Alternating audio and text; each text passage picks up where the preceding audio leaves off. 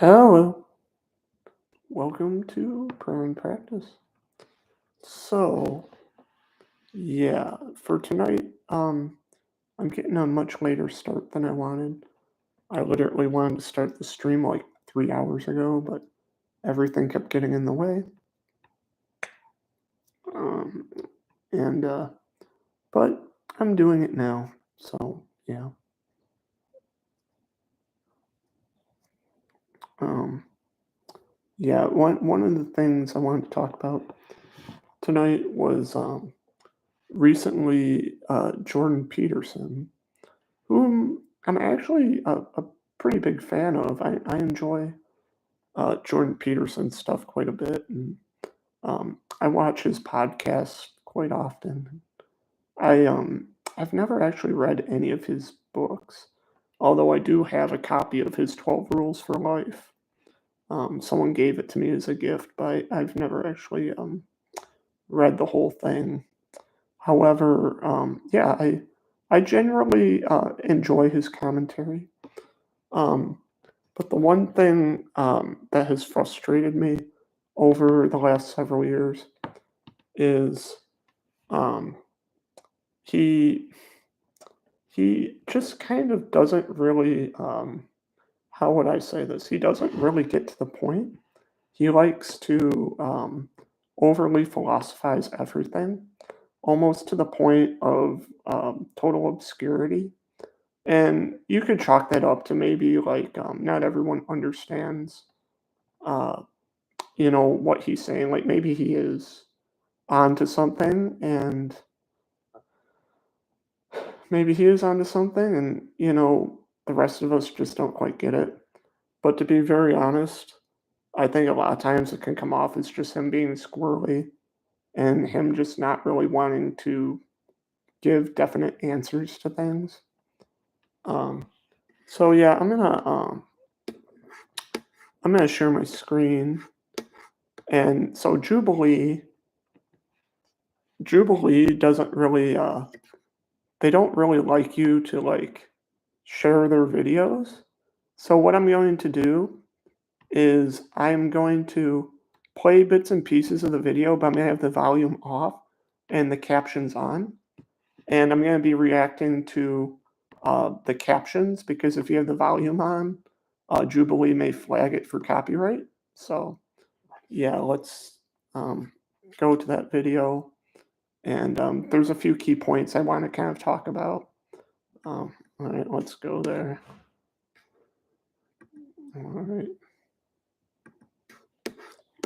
I'm just turning on my share screen.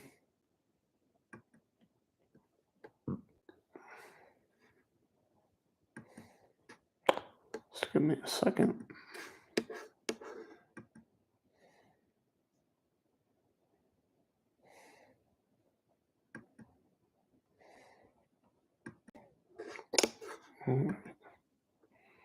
All right, so yeah, this is the Jubilee video. And so I've got the volume off because, like I said, I don't want to get copyright. So, yeah. So this guy's asking Jordan Peterson about his Catholicism. Now, to be clear, Jordan Peterson has never formally admitted that he's Catholic. However, Tammy Peterson, who is his wife, is a very devoted Catholic, and she has talked about how she prays the rosary like every day. Actually, she had cancer, and she claims that she had a healing miracle that occurred after she prayed the rosary every day. And so his wife is devoutly Catholic, but Jordan Peterson himself has never admitted to be Catholic, although he has definitely voiced his um, support for Catholicism in favor of Protestantism.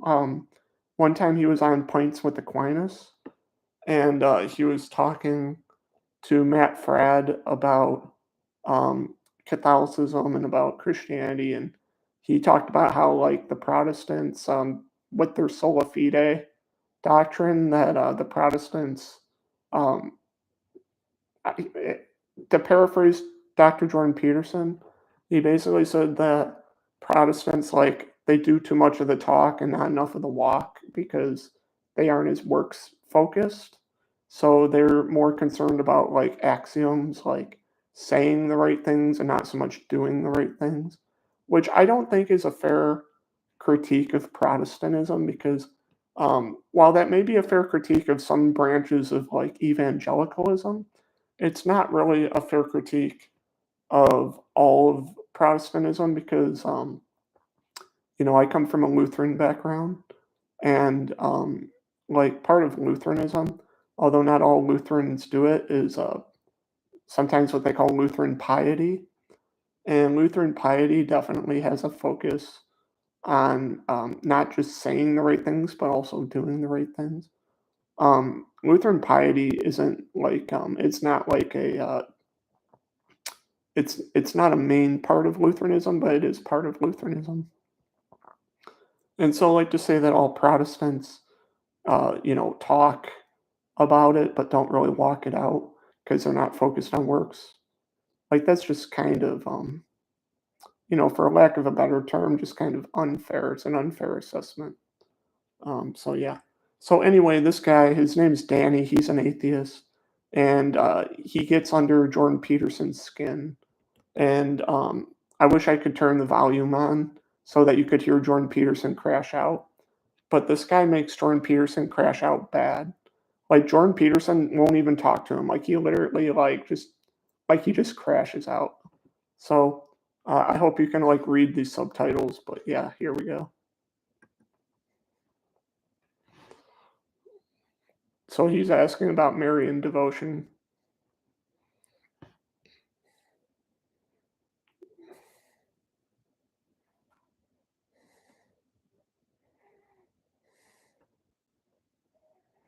Yeah, and he also calls out Eastern Orthodoxy.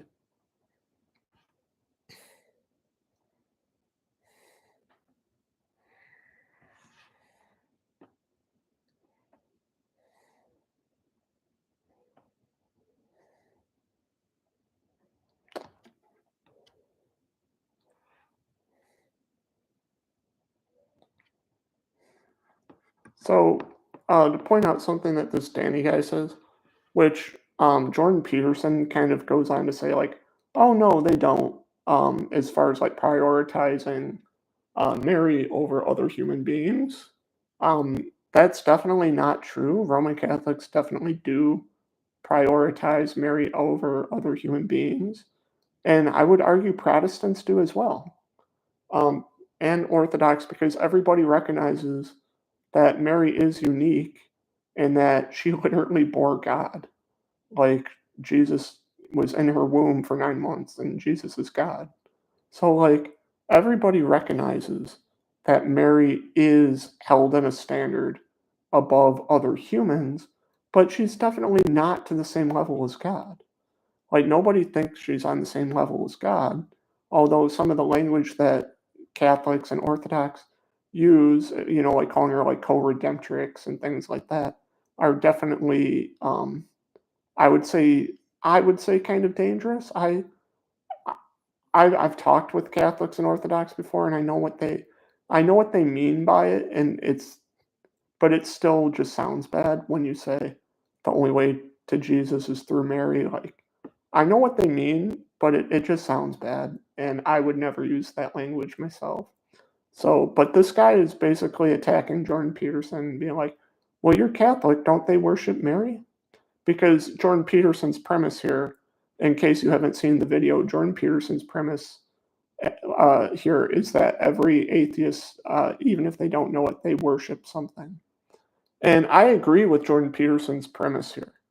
Like, I agree with Jordan Peterson's premise that everybody worships something, right? It's true. We all worship something, whether we know it or not. However, um, you know, not all worship is created equal, right? Like, obviously, like, I think earlier in this conversation, another guy comes on and he's talking about his wife, and he's like, well, he goes through Jordan Peterson's definition. He's like, well, does that mean I worship my wife? And Jordan Peterson's like, yeah, but not to the same degree that someone would worship God. And so, like, it is true that, like, everybody does worship something to a different degree. And the thing that you worship most is your God. And so, because everybody worships something and has a highest degree of worship for something, everybody technically has a God. So, like, I agree with Jordan Peterson on that. But Jordan Peterson just does, like, he just, I don't think he does a very good job here. And you're going to see why. He, ba-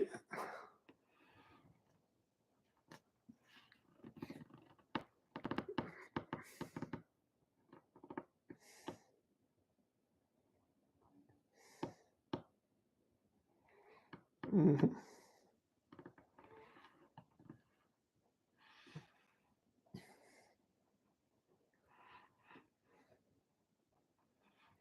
Yeah, this is the part where I say he messes up. So, a lot of people don't realize this, because they changed the title. But this Jubilee video was originally titled "One Christian versus 20 Atheists," and then like a day later, they changed it to Jordan Peterson versus 20 Atheists. And um, see, the reason they had to change the title is because of this scene right here. This Danny guy basically says, "You're a Christian, right?" And Jordan Peterson says, "Well, you said you claim that. I never claimed that." There's a huge problem with that.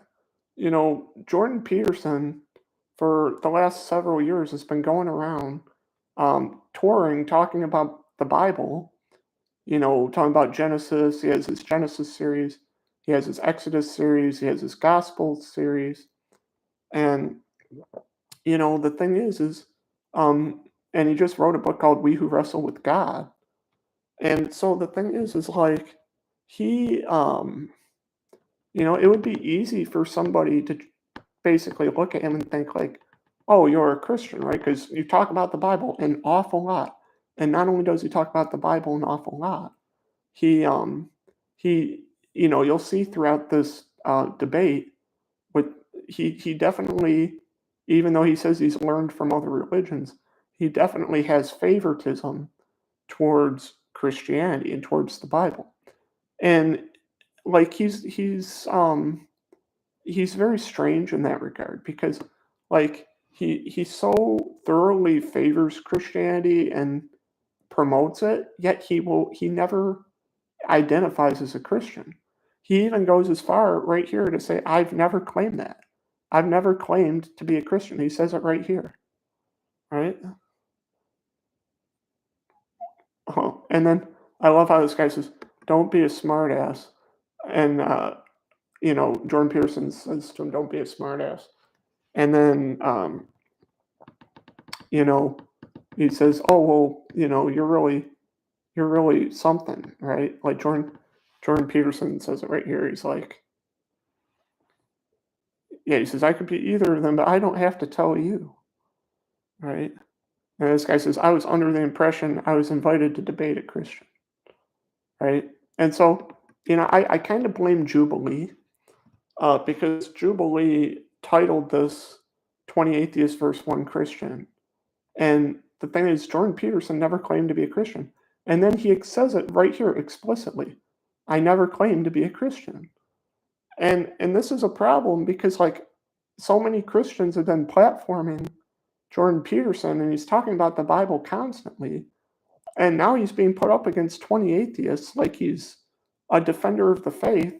And like it's not even clear that he believes in the faith.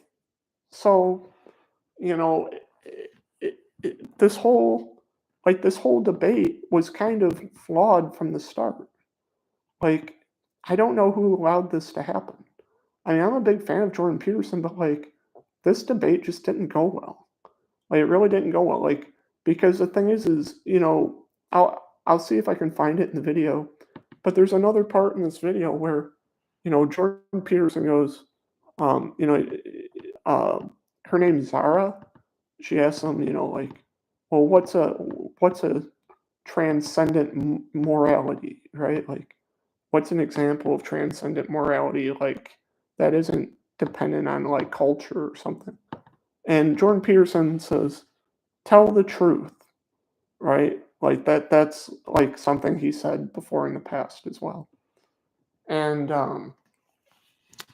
you know, it's like, okay, well, telling the truth, I agree. But like if you really think about like I think Jordan Peterson, like in some ways he's very honest, but in other ways he's like very dishonest. And like one way that he's very honest is that he's very clear that he's not exactly sure where he stands. And like he does make that clear, he's not exactly sure where he stands.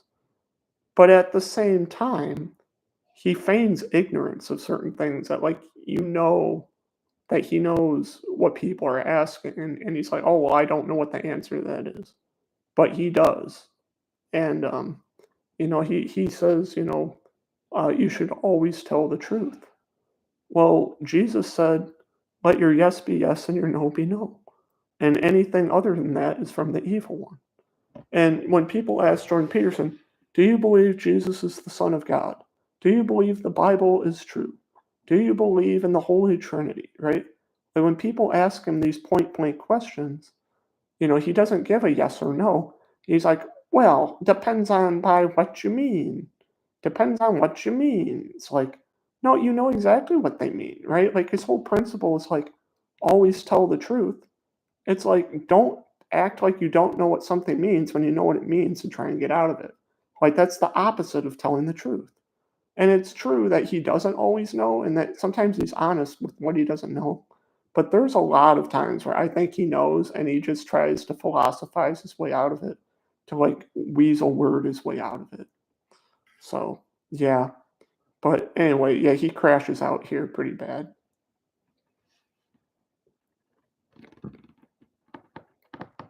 Yeah. And by the way, I mean, Jordan Peterson only talked to that guy for like maybe like a minute. And then he's like, I'm done with you. And in some ways, I think that guy was being a total jerk. Like he really was being a total jerk to Jordan Peterson. Like he was clearly there to just push his buttons. But at the same time, I think the questions he was asking, like those are questions that every Christian would actually like to know what Jordan Peterson really thinks. And Jordan Peterson revealed what he really thinks. Basically, that he said, "I never claimed to be a Christian." Well, okay, all the people who have been wondering, you know, if he is or isn't a Christian, he basically just said no, right? Like if you like, because here's the thing: anybody that firmly believes in Jesus Christ, if you ask them like, "Are you a Christian?" they would say yes, right? Because to say no is to essentially deny Christ. Peter denied knowing Christ 3 times, right? Like literally, Jesus is like, "Oh, you're going to deny me 3 times," and Peter's like, "Oh no, I'm not going to deny you, Lord." And then he did it 3 times, right? And people ask Peter, "Weren't you with Jesus?" And he's like, "Oh no, I don't know him." And I'm not saying that Jordan Peterson goes to the extreme of like, "Oh no, I don't know who Jesus is." Like I'm not saying he goes quite to that extreme, but he goes enough to where he's like, "I'm not a," basically he said, "I'm not a Christian." Right? Which is essentially like saying like I don't really identify with Jesus. Because what it means to be a Christian is to be Christ, like a Christ follower. So if someone says, "Aren't you a Christian?" You're like, "Well, I never claimed that." What you're really saying is like, "I never claimed to be a Christ follower." Right? And so, yeah, so I just, I think after this debate, Christians need to kind of like, I don't want to say stop platforming Jordan Peterson, but I think they need to definitely hold him more accountable because, in a way, like the reason Jordan Peterson ended up on this whole debate panel in the first place is because of the prominence that Christians have given him. Like, Christians have definitely given him some prominence, um, and so it's like, I don't think they would have put Christian versus 20 atheists if Jordan Peterson hasn't done the circuit of going on, 20 different Christian podcasts, right? And so because he's been on all these different Christian podcasts, everybody just kind of assumes he's a Christian. even though he's always kind of like weaseling out of answering that question. I think the best time that somebody actually got him to basically like give a clear answer was Alex O'Connor. There was another debate where Jordan Peterson debated Richard Dawkins, and uh, I think it was Richard Dawkins asked Jordan Peterson. He goes, "Well, do you actually believe in the resurrection of Jesus?" And Jordan Peterson said something to the example of like, "Well, I don't know what you mean by that, right?" And then Alex O'Connor said, "What I think he means is if you had a Panasonic camera and you pointed it at the grave, at the tomb on Sunday, that Easter Sunday morning, do you think you would have seen Jesus walk out?" And Peterson goes, "Yes, I think so, but I don't know what that means." And it's like, what do you mean you don't know what that means? It means that Jesus is the Son of God. It's what that means. It means he rose from the dead because he is who he claimed to be. Right. And so that was the closest he ever came, I think, to like basically admitting he believes in Jesus. But even then, even confronted with the idea of like, what if Jesus walked in front of your face? He's like, well, what does that mean? It's like, I mean, people really need to call him out for this. Like I know a lot of people are like, "Well, he's just a psychologist and he's trying to keep things within his wheelhouse." It's like, I'm sorry, but like there while you can psychologize like pretty much anything, just because you can doesn't mean you should. And like I really think it's time that people kind of hold his feet to the fire on this. I know a lot of people are saying he did a good job during this debate, and I really don't think he did. I really don't. I think people don't want to admit that he didn't do a good job here. I think he did a good job of maybe making some of these atheists um, maybe question how they approach their questions.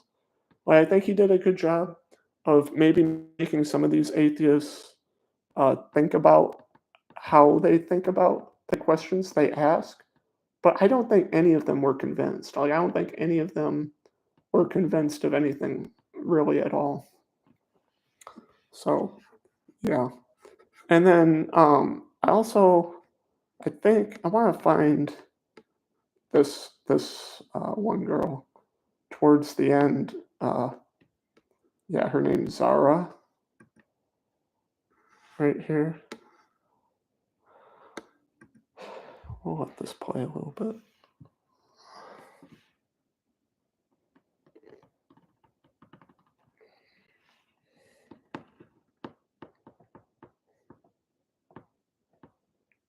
Yeah, she's asking a good question here.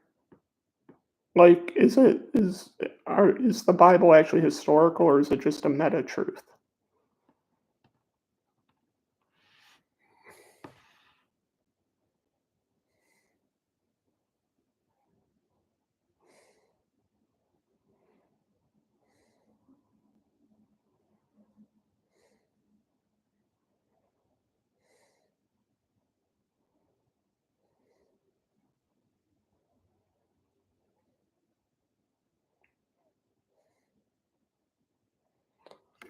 Yeah, and Jordan Peterson keeps complimenting her. Like he complimented her earlier when he talked to her earlier. And to be real honest, I this is just a theory of mine because I haven't researched this girl. I don't know if she has a YouTube channel or what she does outside of this.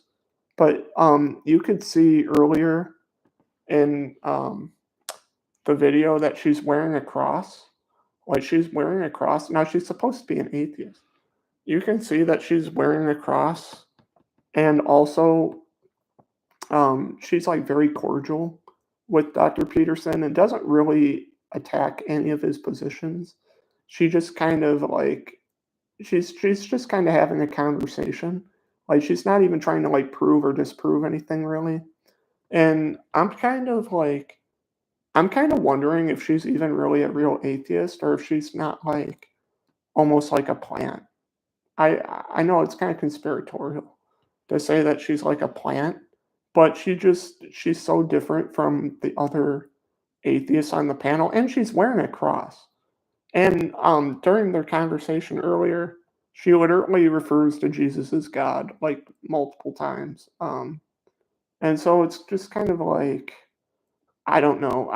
I'm kind of wondering if she's a plant, to be honest. I don't know. What if any of you watched this already? Like, what do you think about her?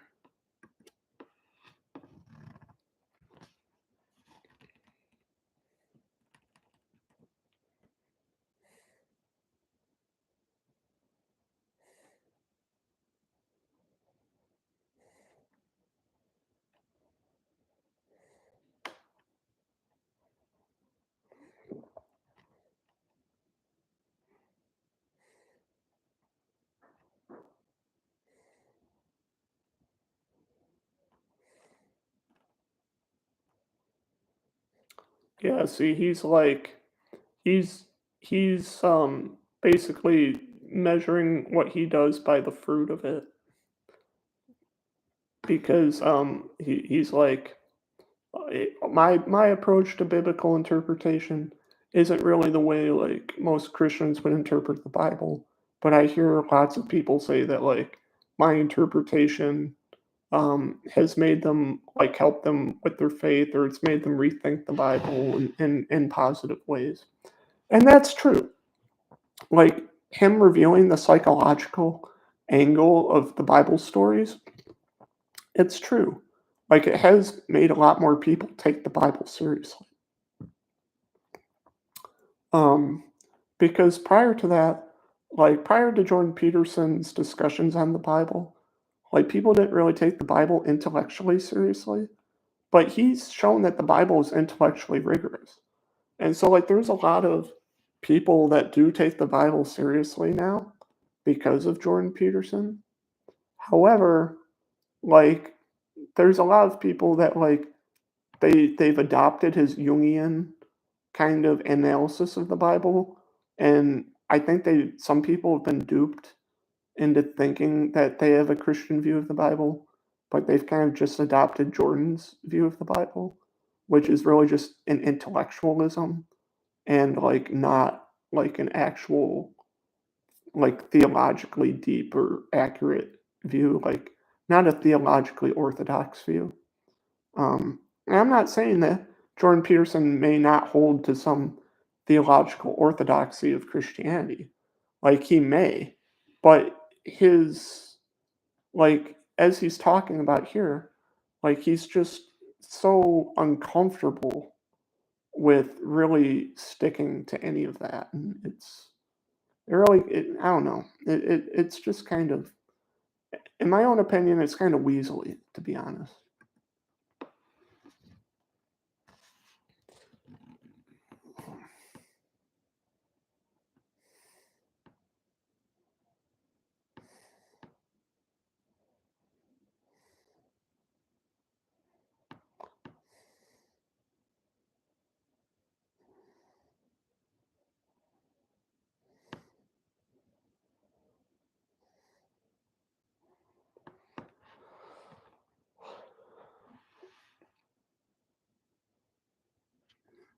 Yeah, and so now she's talking about like, oh well, you know, it's just the interpretation of the Bible that matters, or just it's just people's interpretation of things uh, that matter. That there's no absolute truths. Just that as long as people like interpret things in a way that helps them, then oh, that's all fine and dandy. And Jordan Peterson tries to point out that that's not what he's saying. He tries to point out that that's not true, but I don't think he does a very good job of like pointing out why that's not true here. Even though I agree with him, that it is true that um, the hierarchy matters.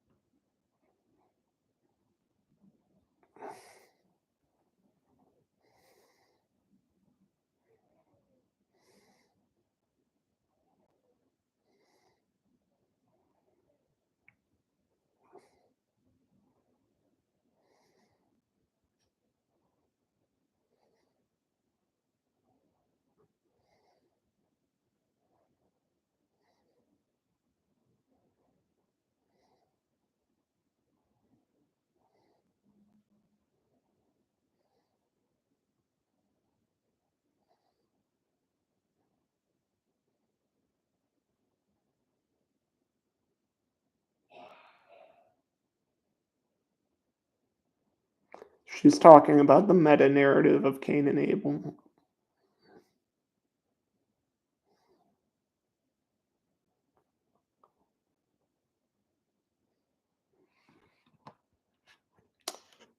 And then like he's saying like, well, he doesn't think it's knowable if Cain and Abel were real people, and it's like, well, if you read the Gospels, they talk about genealogies, right? And all throughout the Bible, they have genealogies, and those genealogies always go back all the way to Adam, which means they also go back through Seth and through Cain. And so, from the Bible's perspective, like Cain and Abel are real people. They're not mythological because their children had children, had children, had children. And like the Bible records these as genealogies, right? And so, like, the Bible isn't saying that Cain and Abel were just like these archetypes that are true throughout history because all brothers fight. Like, that wasn't what the Bible was trying to say. I know that's like Jordan Peterson's spin on it. And like, there's an element of truth there, but like, the Bible is not saying only that. Like, it is claiming that Cain and Abel were, in fact, like real people, right? And that they were really in history. Okay. And like, the real narrative of Cain and Abel is about grace and law because Cain toiled, right? He worked the land and he toiled by the sweat of his brow, where Abel offered a lamb. And the lamb, if you understand, like, how do you feed the lamb? Well, the lamb would have actually had to eat from Cain's produce, right? So Cain is Abel is an example of grace, and Cain is an example of the law, right? And so this is a Old Testament prefiguring of law versus grace, okay? But like Jordan Peterson turns this into, um, well, it's you know all brothers fight throughout history, and it's a meta narrative, and it's more true than true because it's true that all brothers fight through history. And it's like, well, yeah, but no, you know. So that's what she's talking about.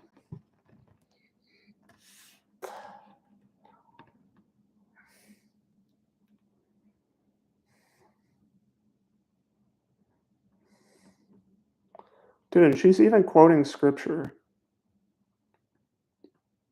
See, like, she's even quoting scripture. This is why I think she might be a plant. Like, it's covering right now, but she's wearing a cross.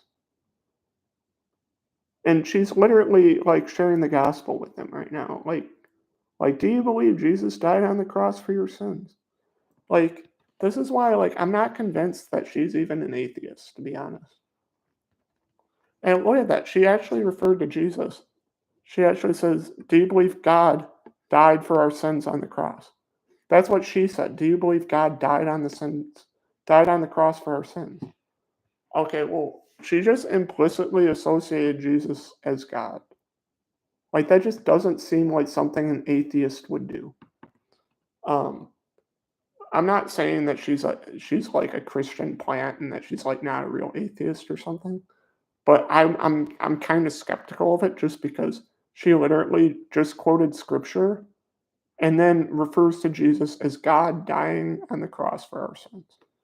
Um, yeah, so either she was raised in a Christian family and deconstructed, and she's just knowledgeable in the Bible, or she's like not really an atheist, one or the other.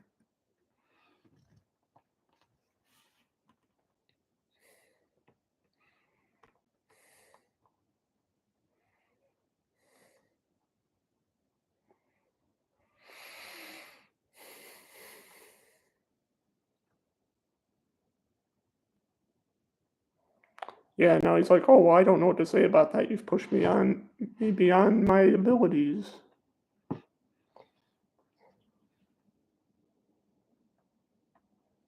And see, now he's talking about like, well, I don't know if it's really true, but look at how good the fruit is. Right? He's saying like, look at how good the fruit is.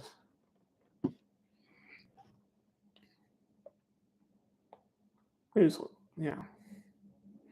The thing is, though, is like, look, there are certain stories in the Bible that are harder to verify than others.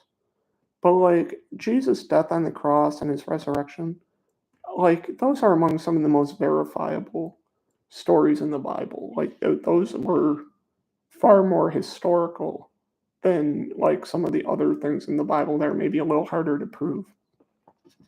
Like we have people writing about Jesus outside of the Bible. You have like Flavius Josephus, and you've got Cornelius Tacitus. You've got the Gospel writers. You've got like you've got like people throughout history writing about Jesus, like as though he were a real person, and like everybody that's in the Gospels, like Pontius Pilate and Herod and all those, like they're all real people. So like Jesus and his surroundings, like are very historically plausible. And so like even for Jordan Peterson, be like, well, I don't know about if it's just a good story or if it's true. We just have to base it on the fruits. And it's like, well, yeah, you can judge it by the fruits, but like, I don't know. Once again, he just kind of like, he just doesn't want to buckle down and say that he thinks it's real or not, you know? I know I sound like a broken record because I say this all the time about Dr. Jordan Peterson, but like, I just wish he'd just put his foot down and let his yes be yes and his no be no.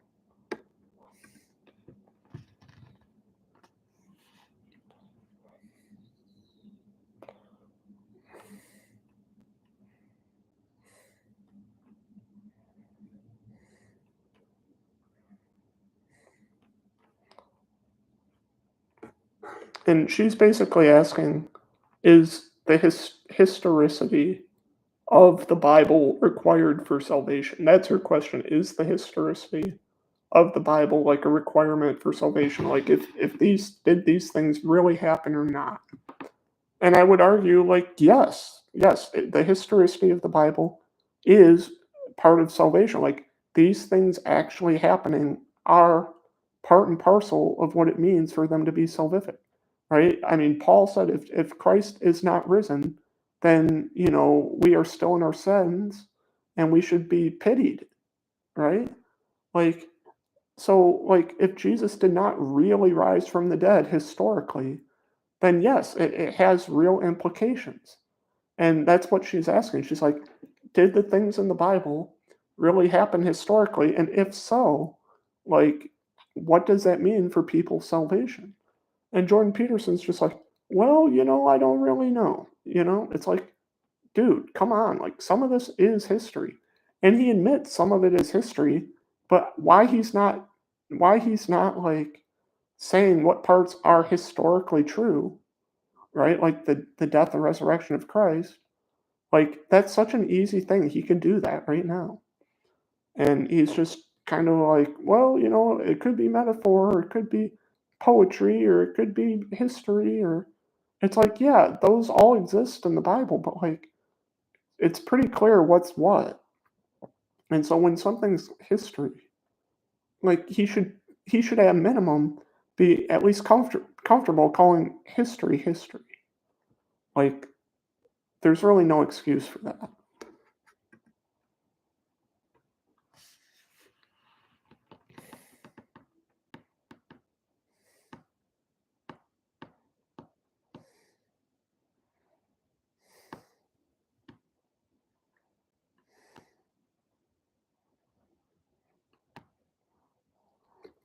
And see, he's not even saying he's right.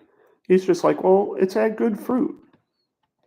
And it's like, well, yeah, but it's also sowed some confusion too.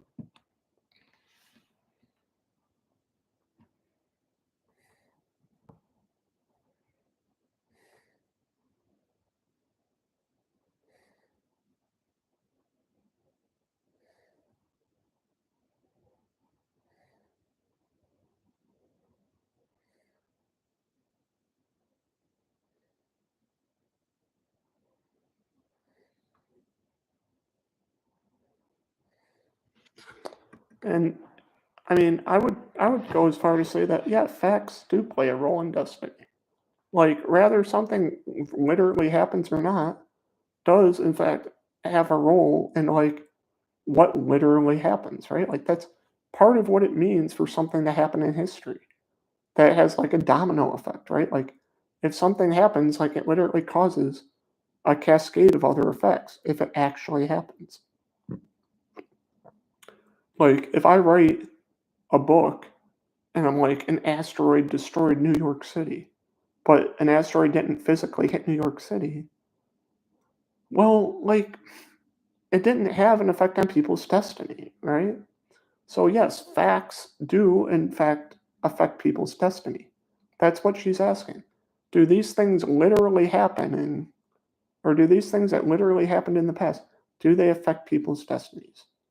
And if they really did happen, the answer to that question is yes. And that's all he had to say is yes.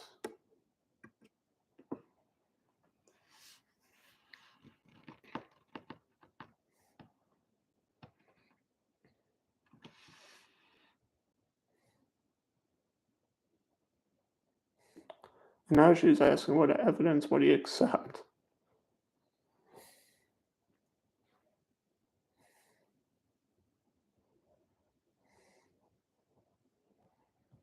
Yeah. So, like, she's like, well, what evidence would you need? He's like, well, that's a good question. It's like, it, like, that, like, most people, like, if they wanted to be convinced of something, they've already got it in their head what evidence they would need. Although, like, a guy like Alex O'Connor said, like, evidence wouldn't convince them, he needs an experience. Um, and maybe Jordan Peterson's in a similar boat, but I don't know. Um, yeah, overall, I thought this whole debate, was very frustrating. I think I agreed with all his claims. Like all the claims that he made were good claims, but he just kind of like he did the Jordan Peterson thing. He did the Jordan Peterson thing where he just wouldn't really give definite answers on anything. And I think in this situation, um, sometimes that was okay because I think he was maybe in some situations just trying to sow doubt in their atheism. Like he wasn't trying to prove Christianity, he was more trying to just sow doubt about their atheism. And I think in that regard, he won. But like the original title was One Christian versus 20 Atheists. And like the real selling point of this video was basically about one Christian versus 20 atheists. And like from that regard, it was a total failure because he didn't defend Christianity really at all. He did do a good job of sowing some doubt about atheism, but like he really did, in my opinion, a pretty terrible job at uh, defending Christianity specifically. And some of his earlier responses where he talked about like everybody worships something, which I believe is true. One of the guests asked him like, well, you know, how uh, then why is the Christian God like any better than anything else, right? And Jordan Peterson really kind of like struggled to answer that question. Like he really struggled to answer like why the God of the Bible is the only true God. Like why the God of the Bible belongs at the top of the hierarchy in his language. Like I know he basically believed that, but like he didn't do a very good job at like explaining why that's true. Because he also said, um, I think it was might have been, let's see if I can find it, when he talks about how he was influenced by like Egyptian ideas. I think it was when he was talking to this, could have been,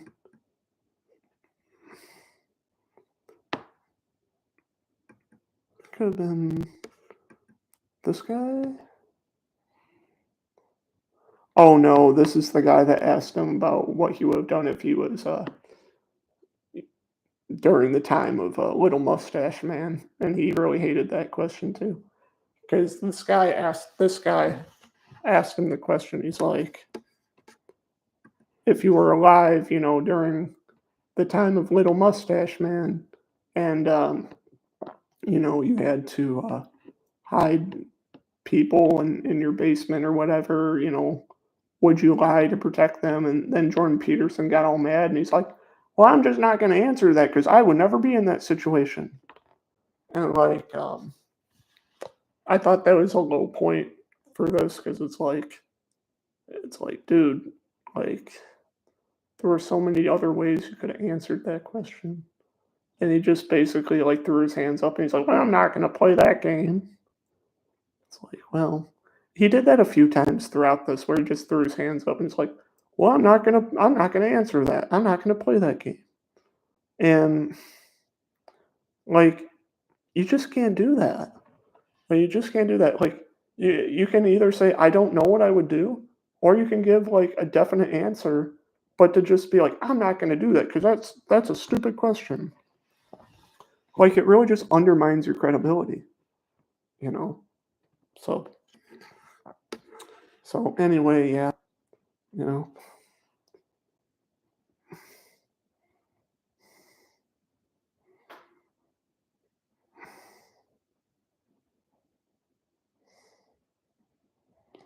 Yeah, I understand what you're saying there. I'm just now reading the comments in here because for whatever reason I couldn't see them while I was sharing my screen. But yeah, you're totally right. Like psychology will only take you so far, and it's definitely true that Jordan Peterson, um, he definitely what did you say, Ben Johnson? Pearson did not crash out. He was very clear. No, he totally crashed out. He totally crashed out. He literally threw his hands in the air and he said, I'm not going to do that. That's literally the definition of crashing out. No, he totally crashed out. More than once. He crashed out when someone asked him what he would do if he were alive during the time of Little Mustache Man. He's like, well, I'm not going to answer that question. And then he also crashed out again when someone started asking him about his Catholicism, which he's never formally claimed he's Roman Catholic, but his wife is Roman Catholic and he has attended Mass. So even if he's never formally claimed he was Roman Catholic, like he definitely could have did a better job at least like he could have at least um, said I'm not Roman Catholic or I am Roman Catholic. But he basically went like he's like, you know, I'm not gonna answer that and crashed out again. Well, I agree with you. They don't understand that what they're denying. Like I agree with you. They don't understand what they're denying. But I don't think Jordan Peterson understands what he's defending. See, that's the problem. Atheists don't understand what they're denying, but Jordan Peterson doesn't understand what he's defending. And so you've got one person that doesn't understand what they're defending against people who don't understand what they're denying. And so it's really like the blind leading the blind, right? This is why I say he crashed out. Because basically, when people tried to get him to say, well, what do you actually believe? Like he did what he always does. He didn't give clear answers, and he threw his hands up in the air and was like, "Well, I'm not going to answer that," right? Or basically like get out of my face. And personally, like he's been asked these same questions enough times that that's getting old. Like I don't accept that anymore. I know a lot of people try to give him grace and they're like, "Well, he's still wrestling with where he's at." It's like, no, it's like he's giving lectures on the Bible. If you're going to give lectures on the Bible, you need to be clear where you stand.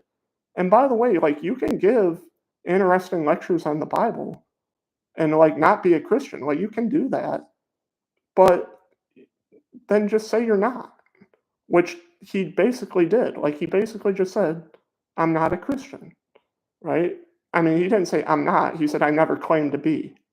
But it's like, well, but he all the time defends Christianity over other religions. So it's like, yeah, no, he there's a reason Jubilee billed it as a Christian versus 20 atheists, because he always takes on that role, even though he denies being a Christian. And he did a similar thing when, like, he uh, debated what's his name, Dillahunty. He had a debate with Dillahunty, and this might have been like 2 or 3 years ago. And he basically did the same thing where, like, he just played the "what do you mean" game with, like, everything. Like, it's fine if he wants to, defend Christianity and say, like, "I think Christianity's great," it's fine if he wants to do that. But, like, he should be willing to just come out and say, "I am or I am not a Christian." Like, he should be willing to just say definitively, like, "I am or I am not." Like, he shouldn't be, like, going back and forth, like, with this weasel words all the time. It's kind of it's like trying to play all sides, in my opinion. He knows exactly what he's doing. He's not dumb. Like, he's not dumb. Like, when somebody asks you, right, like, if Jesus rose from the dead and, like, walked in front of you and he caught it on camera, what would you do? And then your answer is like, "Oh, well, I wouldn't know what that means." It's like, well, it means everything that person said is true, right? Like, prior to Jesus rising from the dead, right? He claimed to be God's son, right? He claimed that you needed to believe in him, right? So, like, if that person rises from the dead and then you catch them on Panasonic camera, right? And then your answer is like, "Well, I don't know what that means." It's like, you can't do that. Like, and he does that too often. So yeah, I disagree that he didn't crash out. I think he crashed out. Not only did he crash out once, he crashed out at least two, maybe even three times.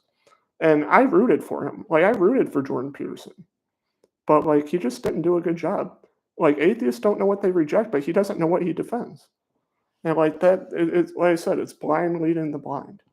And yeah, I think people really kind of need to hold his feet to the fire and really pin him down on, like, what he actually believes. Like, he needs to be held accountable for what he actually believes, because um, it's just he's he's having a lot of influence, in Christian circles, and for him to kind of, like, not be clear this far in the game is yeah, it's just I don't think too many other people would get away with that, to be honest. Yeah. So yeah. Let's see what else is here in the comments. Pearson did not crash out. He was very clear in his communication. He spent most of his time pointing out they weren't, and they largely incapable of clarifying their position at all. I don't think any of them were clear on anything. Like, I don't think the atheists were very clear, but I don't think he was very clear either. I don't think anybody was very clear on any of their positions. Um, uh, I'll go back to it. I'll go back to sharing my screen for a second and see if I can find there's one specific I really wanted to find. Um, oh, I don't know why it's doing this. It's buffering. Darn it. Let's see if I can. There we go. Let's see if I can get to the part of the video I wanted to get to. Because like I said, he crashed out at least twice.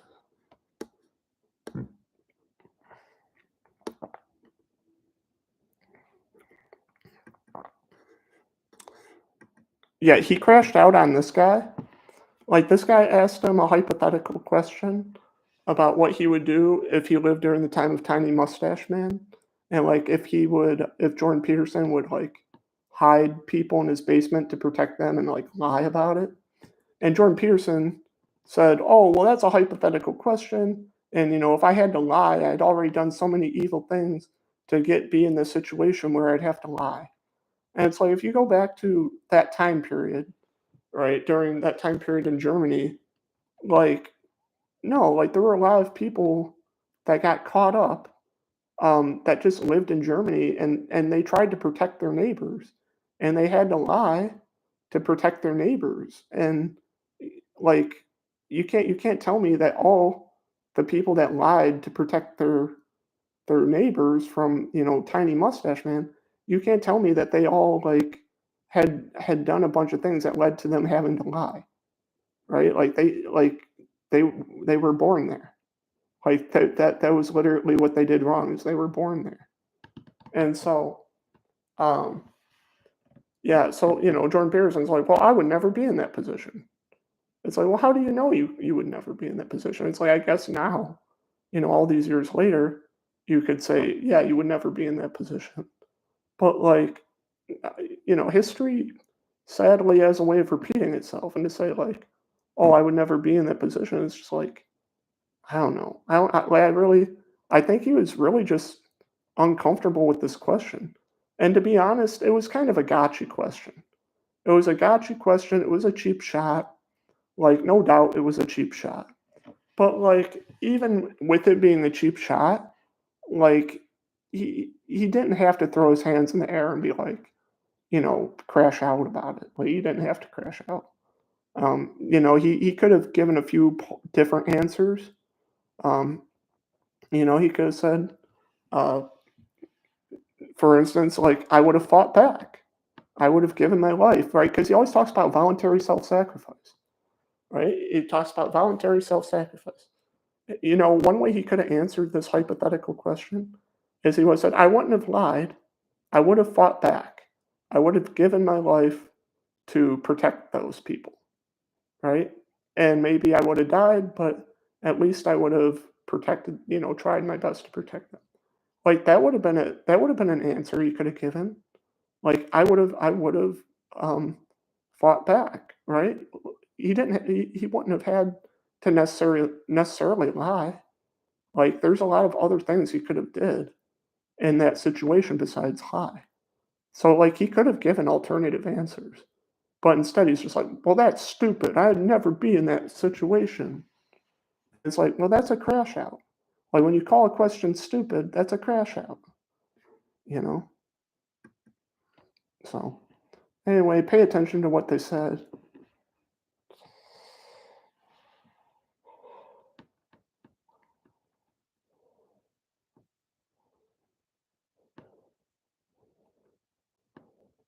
See, he said I would do everything in my power to make sure I'm not in that situation. But that's not a good enough answer because like we don't have 100% control over every situation we're in. So to say, well, I would just never be in that situation, like none of us have 100% control over the situations we end up in. We can only decide what we're going to do when we're in the situation, right? And so instead of him saying that, you know, I would have never been in that situation, like he should have just said, like, because he always talks about voluntary self sacrifice, he would have said, I would have voluntarily sacrificed myself for the good of others. That would have been consistent with what he said before, you know? But that's not what he said.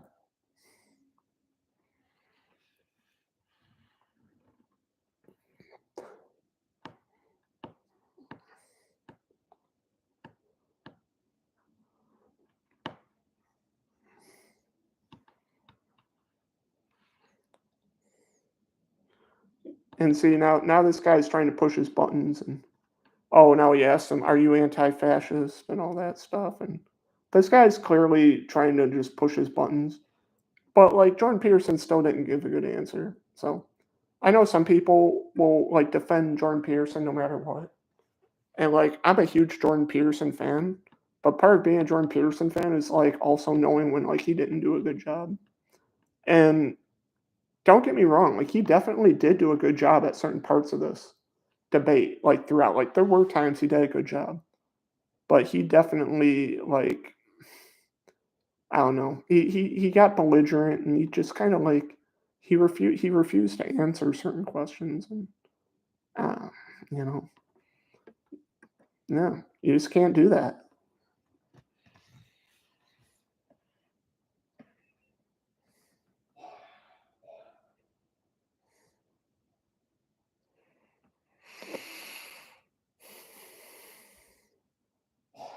And now this guy's pointing out how like Christians don't like his approach, and that's somewhat true.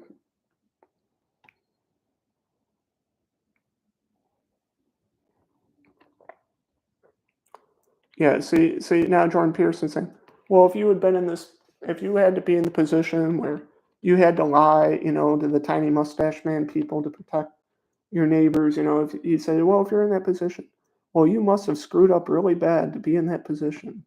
And it's just like, well, no, like not everybody who was like protecting their neighbors uh, during that time period, not everyone that was protecting their neighbors during that time period had done a lot of bad things to end up in that position, right? Like you could have been born in that country during that time period and been too poor to move out before the war started, and then you were stuck there. And that would have been by no fault of your own. You could have disagreed with everything that was going on there, and you could have been too poor to move out, right?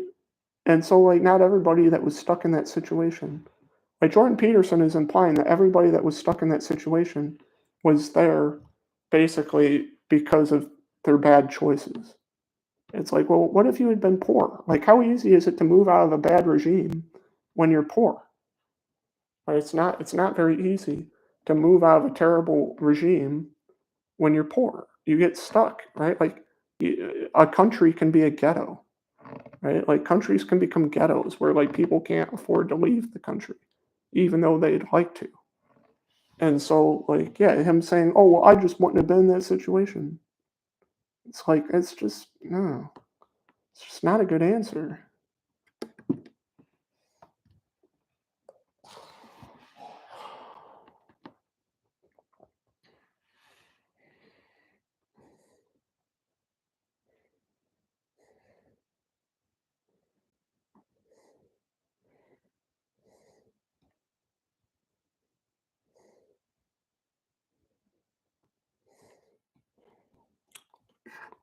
Yeah, it was a gotcha hypothetical, but like it wasn't impossible to answer. There was the correct answer would have been I would have voluntarily self-sacrificed to protect them because that's what Jordan Peterson always says. He says, the fundamental truth of life is voluntary self-sacrifice. So all he had to say is, in that situation, I would have voluntarily self-sacrificed, and he would have been consistent with his other positions. But instead, he's like, "Oh, I'm not. That's a stupid question." It's like, well, like no, like you just it's inconsistent. And by the way, this here where he says everybody worships something, even if they don't realize it, that is 100% true. And this is something C.S. Lewis pointed out. And this is something that C.S. Lewis pointed out. Um, that everybody worships something, right? And it's just to different degrees. But there's hierarchies of worship, right? There's hierarchies of worship, right? Like so, like if you work a job, right? Like there's a degree to which you worship your boss, right? Like you sacrifice and there's things you do to please your boss. But if you're married, you worship your wife to some degree, right? But like these aren't the same level of worship you give to God. And Jordan Peterson, he explains how, everybody has a hierarchy of things they value. And if everybody has a hierarchy of things they value, everybody has something at the top of that hierarchy. Therefore, the thing that's at the top of the hierarchy is their God. Therefore, everybody has a God. Therefore, there is no atheist. And like that's an interesting argument, but and to a degree it's true, but he doesn't I don't think he did a really good job of of really like arguing that here, you know?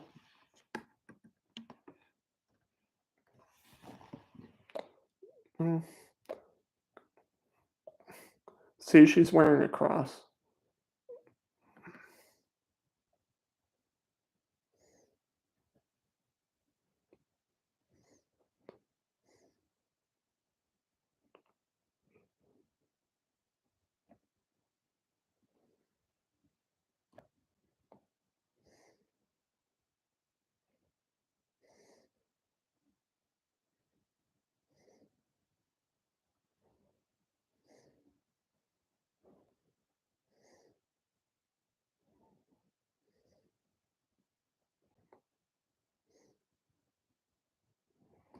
Yeah, and she's talking about like the different conceptions of God. And, how do you know that one God exists or which God is the most important God?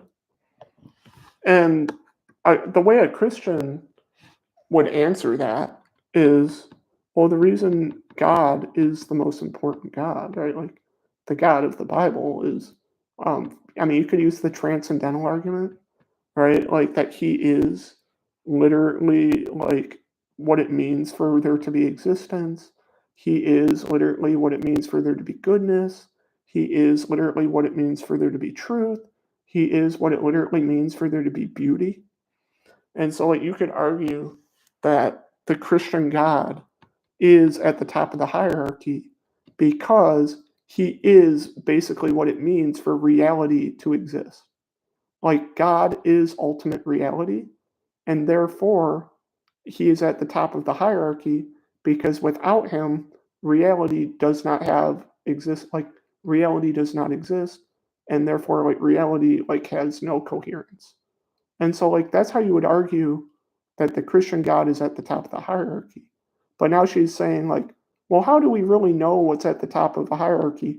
Can't everybody, like, have a different thing at the top, and isn't that okay? And it's like, no, because not everything is responsible for all of existence, right? The thing that makes everything else possible is more important than everything else, right? By definition, the thing that makes all things possible is the most important thing because without it, all the other things don't exist. And so, like, that's how you would argue that the Christian God is at the top of the hierarchy, but he doesn't do that. So,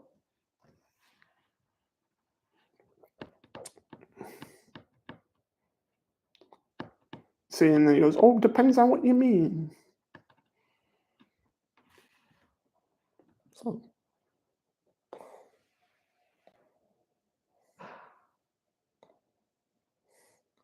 and then he relates it to the totalitarian state, which has nothing to do with really the question at all.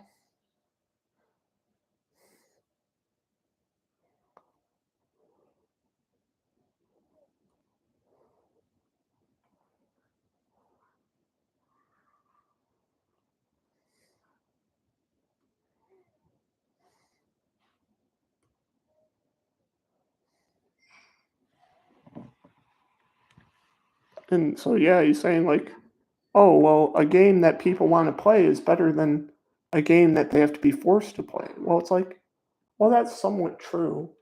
But if we're going to relate that to ultimate reality, we don't get to decide that we're going to be born. So, like, there is a sense in which even the playability of the game, like, there's something even beyond that in hierarchy. Because, like, while it's true that, like, a game people voluntarily to play is better than one they're forced to play, um, we didn't decide to be born. So, like, you can't say that that's at the top of the hierarchy, right? Like, you can't say that's the top of the hierarchy itself is people choosing things. Like, I mean, it's up there, but it's not at the top. No.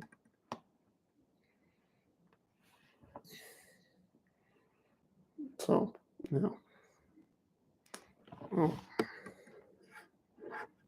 so you know,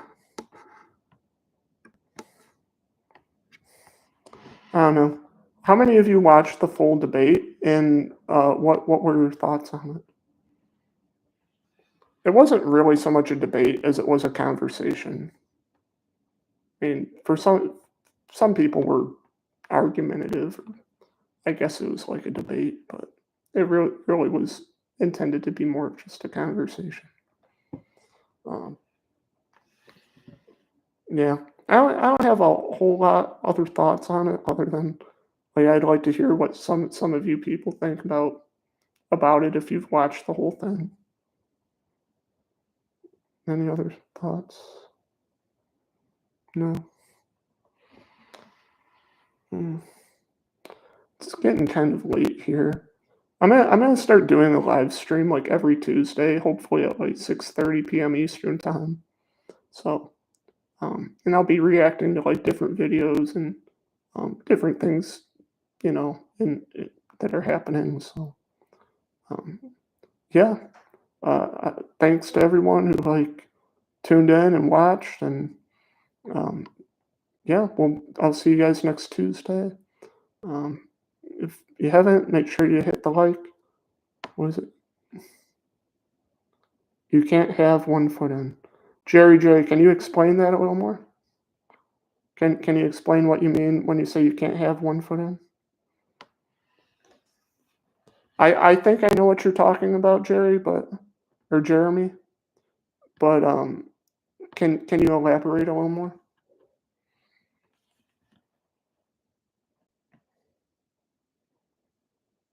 Mm,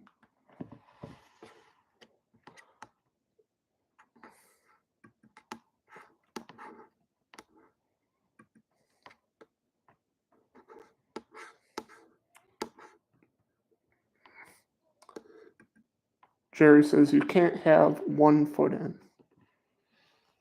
Um, I'm assuming you're talking about Jordan Peterson, about how what his position is by his inability to do it himself. His position is eliminated by. Are you saying that his ability to defend Christianity is incoherent because he's not a Christian himself? Is that what you're trying to say? Yeah. Yeah, my thoughts on that are that it is possible for a non-Christian to defend Christian ideas, but the thing is he doesn't even really defend Christian ideas. He kind of redefines them and then pawns them off as Christian ideas and then defends that. And that's even worse, in my opinion, because at that point he's claiming to defend a form of Christianity that doesn't even really exist. And so it's kind of like if you've ever read the book Don Quixote, where you're swinging a sword at windmills that don't exist, right? And I'm not saying that all the things that he defends about Christianity don't actually exist. Certainly some of them do. People always ask him, well, what does it mean to be a Christian? He gets asked that all the time. And his answer is to orient yourself upwards the best you can. In spite of, yeah, I agree and I agree and I agree. And he's given us his best thus far. Yeah, no, he does. I would rather have Jordan Peterson in our on our side than not. I think I'm happy that he likes Christians and that he defends Christians. It's just that I think sometimes what he defends, even though it's portrayed as a form of Christianity, I just think sometimes it's more like what he makes up and then pawns it off as Christianity and claims he's defending Christianity when he's really defending his own opinion of what he thinks Christianity is instead of what it actually is. And so and sometimes his opinion of what it is and what it actually is, sometimes like that does overlap. Like a broken clock is right twice a day. Okay? A broken clock can be right twice a day. That clock behind me, it's right all the time. But it was broken for 10 years. And for 10 years it was stuck on 12:30. It was right twice a day, right? But that's kind of how Jordan Peterson is in my book. He's a broken clock that's right twice a day. And honestly, he's right more than twice a day. I have to give him his due. He's right more than twice a day. But he's right only so as much as he doesn't play the what do you mean game. As soon as he tries to play the what do you mean game, in my opinion, it becomes completely incoherent. Because the what do you mean game is he knows what it means. When someone asks him if Jesus rose from the dead and walked in front of you, what would you think? And he's like, well, what does that mean? It's it means what I just said it means. It means if Jesus rose from the dead and walked in front of you, would you believe? And he's like, well, what do you mean? It's right? When you do stuff like that, now you're just playing a game. And Christians have given him a lot of grace, and we should give him a lot of grace. Like he's clearly like not completely comfortable with embracing Jesus like fully, at least not publicly. And like we should give him grace. Like we totally should give him grace. But at the same time, if he's going to be like our public defender, we should kind of also be like, if you're going to defend us, you do have to represent us correctly, right? Like it's fine if you want to defend us, but you at least have to represent what we believe correctly, you know. And he doesn't always do that, and it leads to a lot of unfair or sometimes fair criticism. Peterson is leading people to other people that are leading them to Christ. Those are my overall takes. I agree he deserves a lot of grace, but he's helped people get to the middle step. Yeah, he has. He's definitely been like I can't tell you how many people I've met where Jordan Peterson is basically like they were hostile to Christianity and then he gave it an intellectual spin. And like a lot of people that are very science minded have that wouldn't consider Christianity, at least consider it because now Jordan Peterson, who's an intellectual, gives it like some intellectual credence. And like that's very true. Like he definitely like he'll quote C.S. Lewis, right? And so he'll also quote Dostoevsky. And so, he'll quote these different Christian authors and Christian philosophers and people that like were hostile to Christianity, they'll come and maybe they'll listen to his lectures and they'll go and they'll read the books by the people that he quotes. And yeah, they'll be exposed to actual Christianity. So, like, I totally agree with you, Jeremy, that he is like the middle ground between, like, say, a totally, like a Richard Dawkins and um, a Max Linux, right? Like he's not an atheist, right? He's clearly not an atheist, but he's not like a full blown Christian apologist either. And so yeah, but he is he basically he provides a place for intellectuals to discuss Christianity in a way that doesn't seem kooky because there are a lot of streams of Christianity that can be almost, I would say, anti-intellectual. Not all, obviously, not all streams of Christianity are anti-intellectual, but there are streams that like don't really wrestle with like some of the more sciencey or psychological aspects of Christianity, and people that like have a hunger to like explore those aspects of the Bible. Like Jordan Peterson has given them an outlet. Like he's given the intellectuals a reason to take the Bible seriously. And that is good. Like that really is good. And I do applaud that. And so like yeah, we definitely need to give him grace, but at the same time, like when people ask him obvious questions, like he should be expected to be able to give obvious answers. So yeah.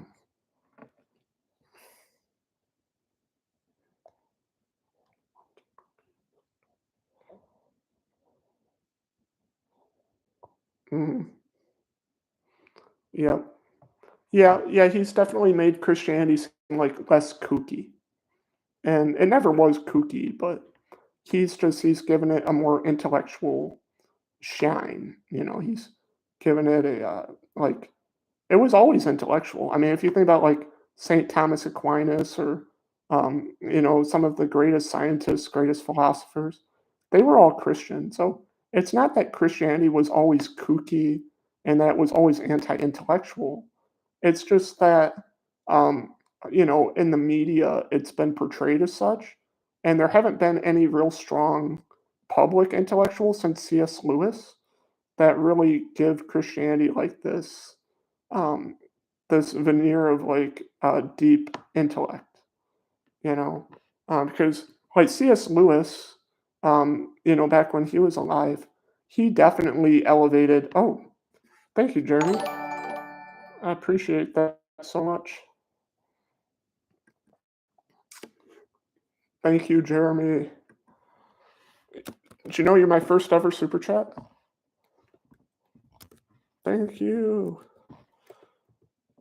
By the way, I really appreciate when um yeah, no, always. I love it when people come on here and discuss these things. In fact, I I got a really late start to this podcast tonight because I've been experimenting with some other streaming software, and I was trying to set this up earlier, and I couldn't get it to run. And so hopefully by next Tuesday I'll get it to run, and everything will look even better, and it will go even smoother, and I'll be able to read the comments as I'm reacting to videos.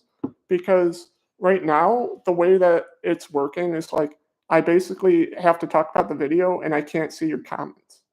And I'm setting up a streaming software that will allow me to hopefully like react to videos and read people's comments and all that stuff in real time instead of having to hop back and forth between them. And so, yeah, hopefully, if you enjoyed this week, it's going to be even better by next week when I get the streaming stuff all in order. So, anyway, thank you, Jeremy. I really appreciate that.